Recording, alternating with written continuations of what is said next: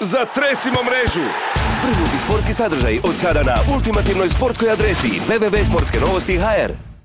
Mi moramo na pobjedu ići da idemo sigurno u drugi krug i tako ćemo igrati.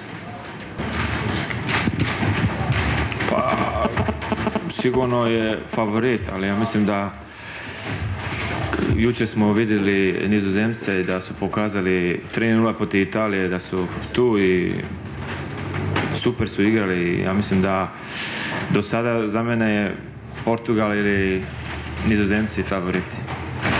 Sigurno za mene isto, ja sam došao tu da zaigram i vidjet ćemo kako će biti sada. Trener je tako odlučio. Dobili smo, to je najvažnije i za drugu utakmicu ćemo vidjeti. Ne, ja mislim da protiv Mercelda nisam toliko puno igrao, on sad je u Madridu. A protiv Mertesakara svaki dan smo trenirali skupa. Šta ću vam reći, pokazao je u utakmice u Vederu da je dobar igrač, da je u zraku strašan, da sigurno ima malo problema na podu i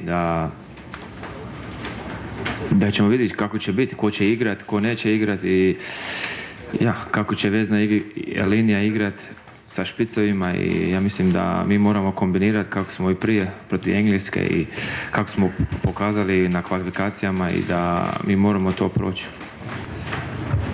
Može se sve dogoditi, ja mislim da Portugalu bio sam ko navijač i tako ne želim ovo evropsko da budem i opet ponovim, ja sam tu da zaigram ali vidit ćemo šta će biti.